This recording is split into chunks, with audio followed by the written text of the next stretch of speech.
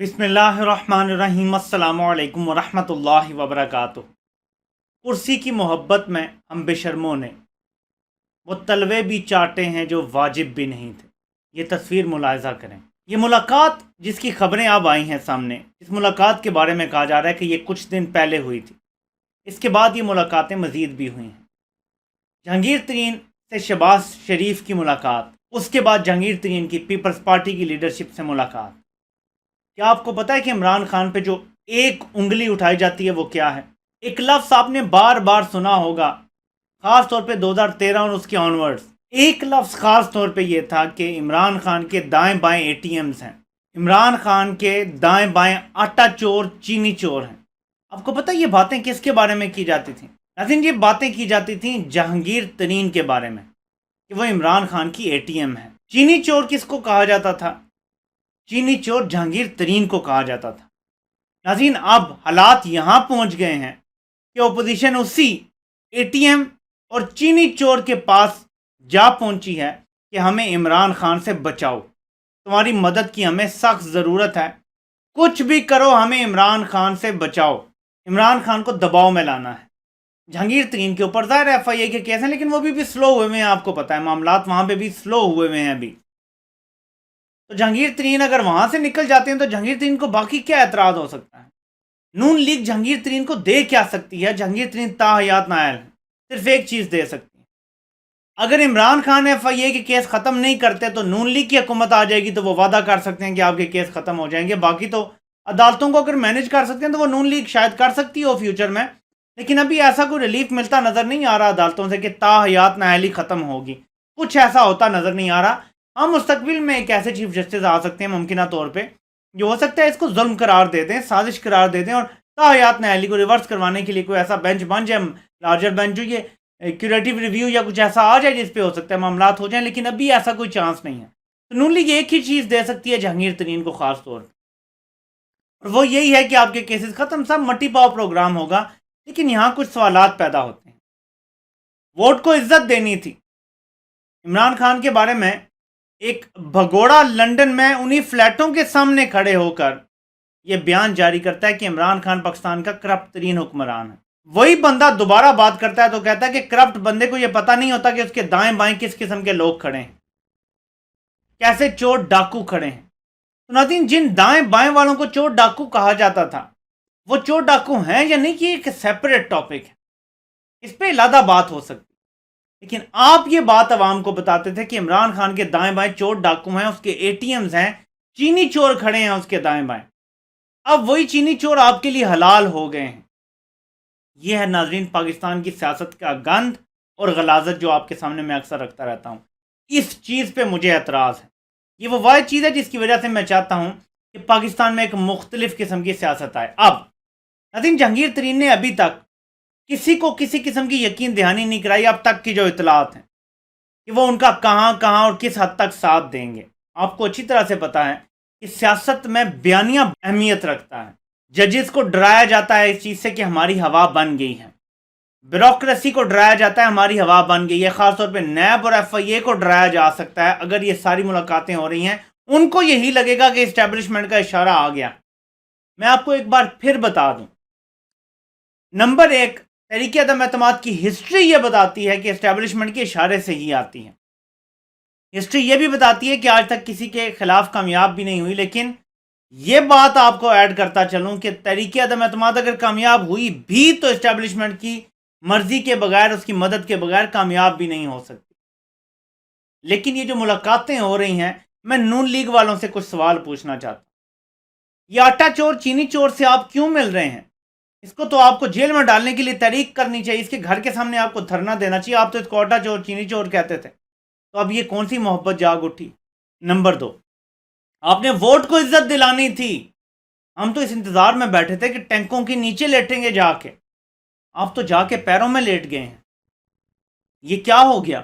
Vote की इज्जत कहाँ गई? कहाँ चली गई वोट की इज्जत? और आपके जो हम ख्याल, हम नवाला, हम प्याला साफी थे, जो ये कहते थे कि हम नून लीग के साथ नहीं हैं बल्कि उस नजरिए के साथ हैं, बयानिए के साथ हैं कि वोट को इज्जत मिलनी चाहिए, मैं उन साफियों से भी सवाल पूछूंगा, अब आप किसके साथ खड़े हैं? आप खुद ऐलान कर रहे हैं कुछ चिड़ी बाबा बोलेगा, कोई एक और बंदा है वो आजकल जी मुझ पे बैन लग गया, ये हो गया, वो हो गया, वो बहुत सारे बंदे ये बातें करते हैं कि जी हम जो हैं वो उसी बंदे के साथ होंगे, हमें कोई अच्छा बुरा नहीं लगता, जो भी फौज की साजिश का शिकार होगा हम उसके साथ खड़े होंगे। तो आप लोगों के बकौल, मेरे बकौल नहीं, आप लोगों के बकौल, चिड़ी बाबा और इस तरह के और लोगों के बकौल कि उन्होंने नून लीग को इशारा कर दिया है, उन्होंने इमरान खान को घर भेजने का फैसला कर लिया है, उन्होंने फैसला कर लिया है कि इमरान खान को अब साइड लाइन करना है और फलां फलां फलां को लाना है। तो अगर ये उन्होंने फैसला कर लिया तो आपको किसके साथ खड़ा होना चाहिए? जरा मुझे जवाब दें। क्या आपको बदस्तूर फिर नून लीग के साथ खड़ा होना चाहिए अगर आपके बकौल उन्होंने फैसला कर लिया है? यह है टोटल आपकी सहाफत जो बेनकाब हो चुकी है। अल्लाह हक है, सच का खुदा है, वो सब सच सामने ले आता है। तो नाज़रीन मैं थोड़ा सा आपको बता दूं, इनकी जहांगीर तरीन से खुफिया मुलाकातों के पीछे एक बड़ी वजह और वाहिद वजह यही है कि इनको वो गायबाना मदद जो मिलती होती है वो नहीं मिल पा रही, इसलिए ये पांव पकड़ रहे हैं। ये म्यूचुअल बेनिफिशियल अरेंजमेंट करने की कोशिश कर रहे हैं मुख्तलिफ लोगों के साथ, सिर्फ जहांगीर तरीन की बात नहीं हो रही। म्यूचुअल बेनिफिशियल अरेंजमेंट्स जो होते हैं उसमें आपको ये फ़ायदा हो जाएगा, हमें ये फ़ायदा हो जाएगा। पाकिस्तान का फ़ायदा कोई भी नहीं देख रहा इस वक्त, पाकिस्तानी अवाम का फ़ायदा इनमें से कोई भी नहीं देख रहा इस वक्त। अगर पाकिस्तानी अवाम का दर्द होता तो सूरत हाल कुछ और होती, फिर मीटिंग्स खुफिया नहीं रखनी पड़ती, फिर ये नहीं होता कि कोई सूंघ के खबर निकाल के बता दे कि ये मुलाकात हो गई है। वो मुलाकातें बबांगे दोहल की जाती हैं। और जहांगीर तरीन के बारे में तो अक्सर कहा जाता था पहले कि जी ये एस्टेब्लिशमेंट और इमरान खान के दरमियान पुल का किरदार अदा कर रहे हैं, वो भी अब नैरेटिव टूट चुका है कि इमरान खान बदस्तूर वहीं पे हैं और जहांगीर तरीन इमरान खान के कम अज कम साथ खड़े हुए हमें अब नजर नहीं आते। सफ़ा भी फटा नहीं है, बल्कि मुल्की मफादात के लिए क्योंकि फैसले हो रहे हैं और काम हो रहे हैं तो साथ मिलकर किए जा रहे हैं। तो यहां पे अपोजिशन को फिर कैसे कुछ मिल सकता है? यही मैलाती साजिशें होती हैं, यही जोड़ तोड़ होती है जिसके जरिए ये अपनी ताकत का इजहार करते हैं। इसका फायदा क्या है? जाली सर्वे करवाए जा रहे हैं, मुबैना जाली सर्वे कह लेते हैं कि नवाज शरीफ सिंध और पख्तूनख्वा में भी सबसे मकबूल लीडर है। अच्छा, खाली पंजाब की बात करते तो मैं मान सकता था कि पंजाब में नवाज शरीफ का वोट बैंक चलें स्टिल मौजूद है, नून लीग का वोट बैंक, लेकिन ये कहना कि सिंध में भी सबसे ज्यादा मकबूल नवाज शरीफ है और खैबर पख्तूनख्वा में सबसे मकबूल नवाज शरीफ है। सिंध वहां जहां इनकी जमानतें जब्त होती हैं, पख्तूनख्वा वो जहां भी डेरा इस्माइल खान के इलेक्शन में, मेयर के इलेक्शन में 73 वोट मिले हैं टोटल, जहां पे 60-60 हज़ार या 40-40 हज़ार वोट लिए हैं बाकी जीतने वालों ने और रनर अप ने। वहां पे इनके इतने वोट हैं और ये कह रहे हैं सर्वे करवा के कि हमें सबसे मकबूल लीडर माना जाए। ये क्यों कहा जा रहा है? दबाव डालने के लिए, तमाम इदारों पे, इस्टेब्लिशमेंट पे दबाव डालने के लिए। इस्टेब्लिशमेंट को ये पैगाम दिया जाता है कि देख लो हम अवाम में कितने मकबूल हैं। और इस्टेब्लिशमेंट किसी भी मुल्क की अवाम में अनरेस्ट अफोर्ड नहीं कर सकती। हमारी इस्टेब्लिशमेंट भी अवाम के हाथों मजबूर हो जाती। मैं आपको आज लिख कर देता हूँ, मैं आपको पता है सबसे ज्यादा बात करता हूँ, मुझे डीलों ढीलों पे बहुत एतराज है। मैं ढीले ढीले करने वालों को मुल्क का गद्दार समझता हूँ, ये मेरा आपको स्टांस पता है। लेकिन आपको मैं एक और बात बताऊं, हमें अपने गिरबानों में झांकना चाहिए। जिस दिन हमने चोरों डाकुओं पे फूल निछावर करने छोड़ दिए, जिस दिन हमने एक बार फिर शेर जैसे नारे लगाने छोड़ दिए, यकीन माने कि इस मुल्क में कोई डील नहीं होगी, कोई ढील नहीं होगी।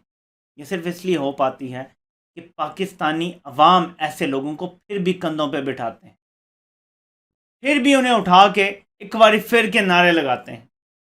कहीं तो भुट्टो ही नहीं मर रहा, वो बेचारा, उसकी रूह भी कहती होगी खुदा के लिए मेरे नाम पे ये जुल्म करना बस कर दो, खुदा के लिए ये इस्तेहसाल करना बंद कर दो। वो बंद ही नहीं हो रहा। एक बार फिर का नारा नहीं खत्म होता, उधर भुट्टो नहीं खत्म होता, और पाकिस्तान जो है वो दोनों ने मिलकर तबाह कर दिया है नारों ने। यह है पाकिस्तान की सियासत की हकीकत, लेकिन अवाम के किरदार को हमें समझना है। ये फैसला बिलाखिर अवाम करेंगे इस मुल्क में कि डीलें होनी है या नहीं होनी है। तो देखते हैं कि मफादात की इस सियासत में किसकी जीत होती है और पाकिस्तानी अवाम का कौन सोचता है। आपसे इंशाल्लाह फिर मुलाकात होती है। अल्लाह पाक आप सबका हामी नासिर हो। आप सब सुनने का बहुत बहुत शुक्रिया।